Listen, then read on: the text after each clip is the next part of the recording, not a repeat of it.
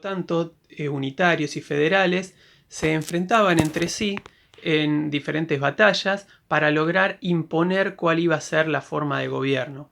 Vamos a ver en estos años que Rosas, si bien decía ser el referente indiscutido del federalismo, gobernaba una provincia que ya por su misma geografía era una provincia diferente al resto, que era la provincia de Buenos Aires. ¿Y por qué digo esto? Porque precisamente Rosas gobernaba la ciudad puerto. ¿Qué quiero decir con esto? Gobernaba la ciudad o la provincia, mejor dicho, que tenía la ciudad con mayores riquezas. Y esas riquezas las tenía gracias al puerto de Buenos Aires.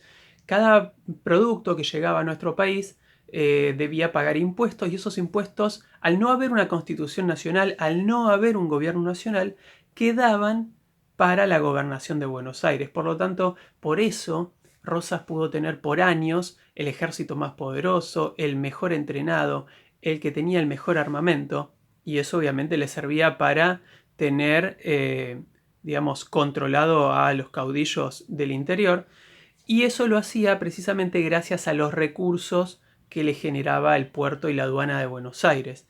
Vamos a ver que varios caudillos, como por ejemplo Facundo Quiroga, le pedían constantemente a Rosas la idea de formar una constitución nacional y federal en la que haya cierta autonomía provincial, pero que se respetara una constitución nacional. Pero Rosas no quería, se negaba a esto. ¿Y por qué se negaba? Porque si tenía que firmar la constitución, los ingresos de la aduana de Buenos Aires debían ser repartidos equitativamente entre las demás provincias. Por lo tanto, Buenos Aires dejaba de ser la más rica, la más poderosa. Y él, por supuesto, dejaba de tener ese ejército tan poderoso que le sirvió para consolidarse en el poder durante tantos años.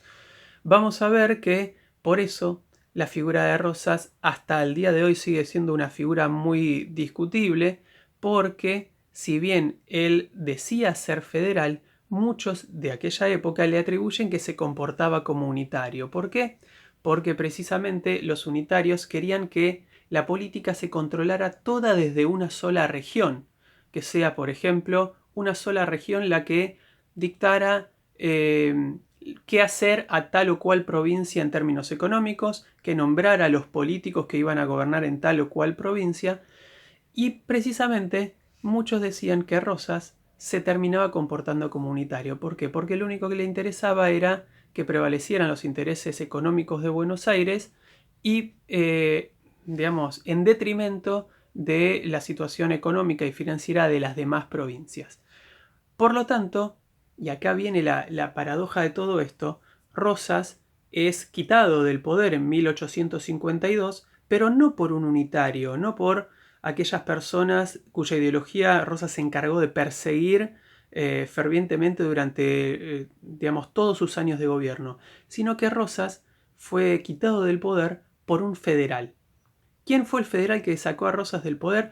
Un federal que veía cómo su provincia, porque era gobernador, era un caudillo, que veía cómo su provincia se empobrecía desde la aplicación de las medidas de Rosas, como por ejemplo prohibición de la libre navegación de buques exteriores por los ríos, como por ejemplo el Paraná, el río Uruguay, y precisamente ese caudillo que estaba viendo cómo se empobrecía su provincia era justo José Urquiza. Urquiza, otro caudillo federal, es quien termina formando un ejército al cual denominó como Ejército Grande, y se enfrentaron en la batalla de Caseros el 3 de febrero de 1852 con las tropas de Rosas. A partir de ahí, Rosas, quien por décadas había tenido un poder inmenso en nuestro territorio, tuvo que firmar su renuncia, se embarcó rumbo a Europa, terminó viviendo allá sus últimos años como un granjero pobre, y acá Urquiza no queda como gobernador de Buenos Aires, sino que es nombrado por convenio de los demás gobernadores, por una especie de consenso, mejor dicho, es nombrado presidente. Su primera medida es establecer una constitución nacional para 1853.